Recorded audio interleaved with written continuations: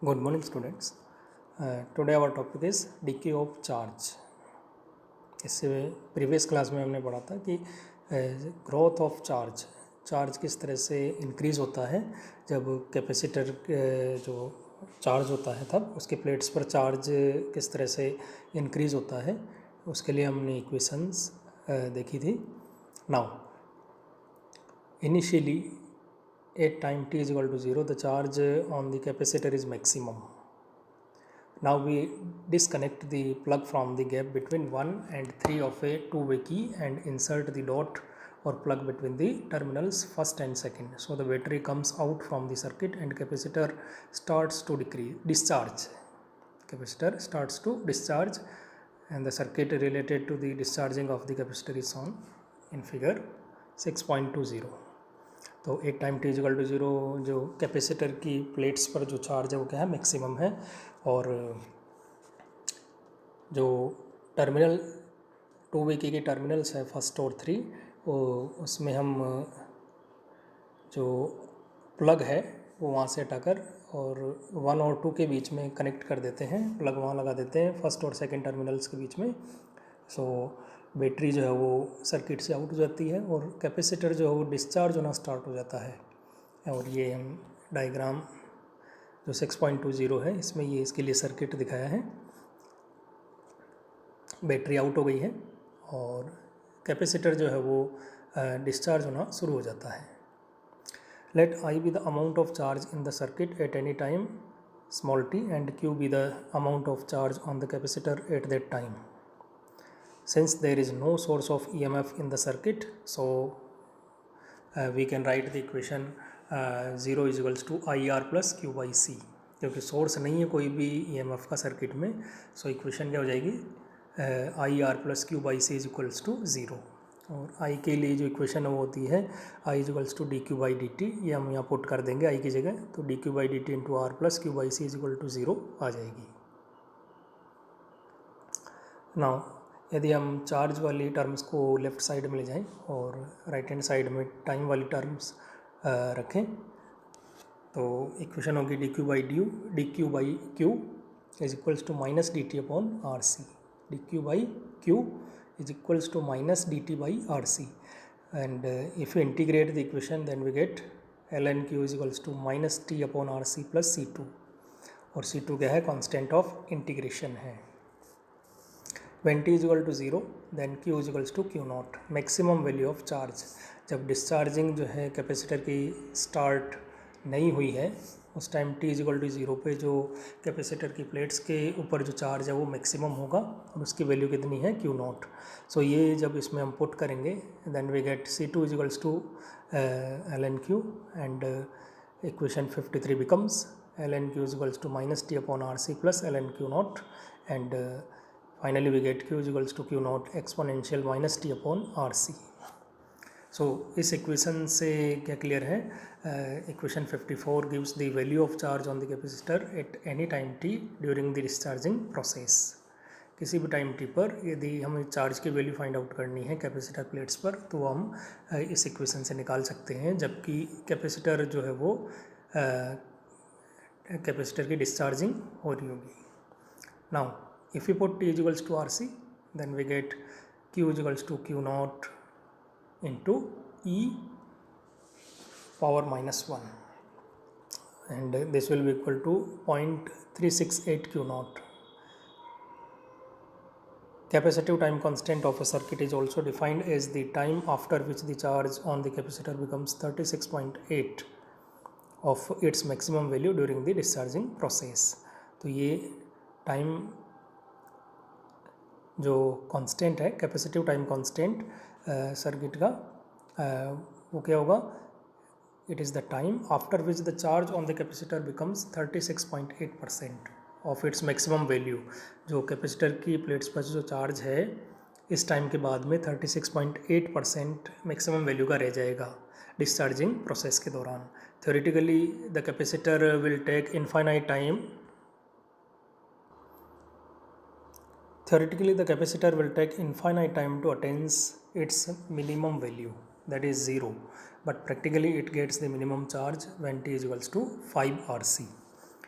Theoretically यदि हम capacitor plates पर यदि मिनिमम जो चार्ज है वो कब होगा, दैट मीन्स 0, वो उसके लिए इनफाइनाइट टाइम लगेगा। बट यदि हम प्रैक्टिकली यदि देखें तो ये मिनिमम जो चार्ज है वो t = 5 RC, इस टाइम पर वो मिनिमम हो जाता है चार्ज। और ये इसमें जो फिगर 6.21 है इसमें दिखाया है, this is the graph between I and time. That means the current charge will decrease, it is the graph between charge and time। तो एक्सपोनेंशियली जो है वो चार्ज कैपेसिटर की प्लेट्स पर जो चार्ज है वो क्या होगा, टाइम के साथ जो है वो डिक्रीज़ होना शुरू हो जाएगा। और मिनिमम, इससे clear graph say that minimum जो वैल्यू है वो 5 RC टाइम के बाद प्रैक्टिकली आ जाती है। तो ये ग्राफ जो है वो चार्ज और टाइम के बीच में है। और ये जो कैपेसिटर प्लेट्स पर जो चार्ज है, कैपेसिटर की जो डिस्चार्जिंग हो रही है उस पर जो टाइम के साथ चार्ज में जो चेंज आ रहा है, जो डिक्रीज आ रहा है, उसको ये रिप्रेजेंट करती है।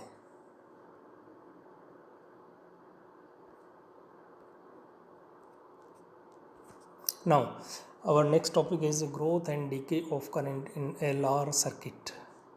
जैसे हमने RC सर्किट पढ़ा, वैसे ही सिमिलरली LR सर्किट में भी जो करंट वो ग्रोथ इंक्रीज हो सकती है या फिर डिक्रीज भी हो सकती है current.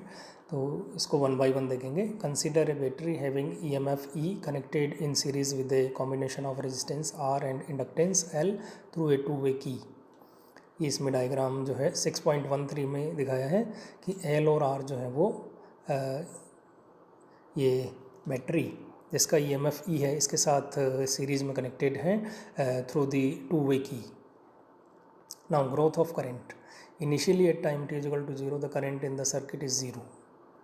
Now we connect the terminals first and 3 of the 2-way key, so the battery comes in the circuit made of series combination of L and R. Since an inductance is connected in the circuit, so due to the phenomena of self induction and induced EMF is set up in the circuit and which opposes the growth of current in the circuit. Now जैसे ही हम first और 3 ये terminals के बीच में plug लगाएंगे तो battery जो वो सर्किट में आ जाएगी और इससे क्या होगा कि करंट फ्लो होना शुरू होगी। और क्योंकि सर्किट में जो है वो एक ये क्योंकि इसमें कॉइल कनेक्टेड है जिसका सेल्फ जो इंडक्टेंस वो कितना है, L है। इसका इंडक्टेंस कितना है, L। तो इस वजह से क्या होगा कि इसमें एक इंड्यूस्ड EMF जनरेट हो जाएगा, सेटअप हो जाएगा, जो कि करंट की ग्रोथ को जो है वो अपोज करेगा। Let any time t I be the current in the circuit and di/dt be the rate of change of current in the inductance, then induced EMF produced in the inductance and this will be equal to -L × di/dt। ये हम जानते हैं।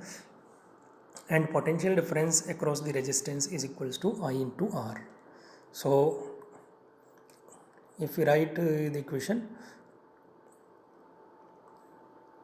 then we get E plus minus L into di/dt is equals to IR, and finally we get E is equals to IR plus L di/dt।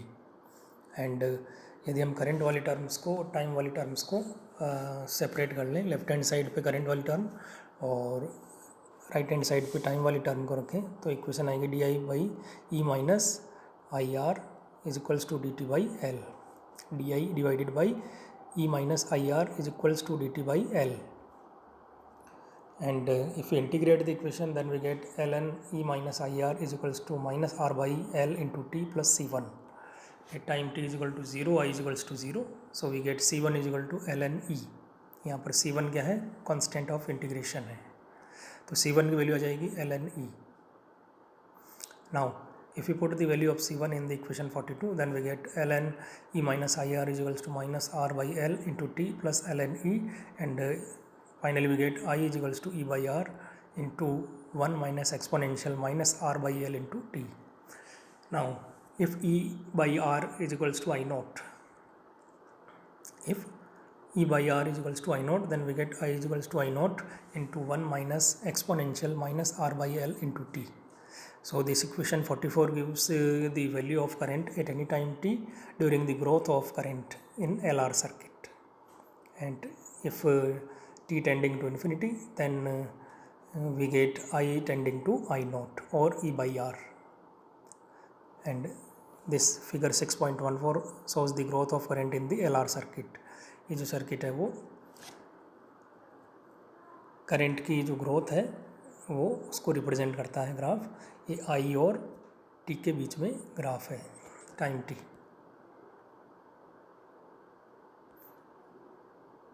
Time constant from the equation 44 L by R got the dimension of time and hence it is called inductive time constant of LR series circuit। L by R की जो dimension है वो क्या है, time की होती है। सो इसको हम इंडक्टिव टाइम कांस्टेंट कहेंगे। So R, if R is in ohm and L is in Henry, then L by R is in second. So if we put T is equals to L by R in equation 44, then we get I is equals to I naught 1 minus I is equals to I naught into 1 minus exponential minus R by L into L by R, or finally we get I is equals to I naught into 1 minus e power minus 1, and I is equals to 0.632 I naught। और percentage में यदि इसको हम represent करें तो inductive time constant is that time after which the current become 63.2% of its maximum value during the charging process. So inductive time constant वो time constant है जिसके बाद में जो है वो करंट की वैल्यू जो होगी वो 63.2% हो जाएगी इसकी मैक्सिमम वैल्यू की।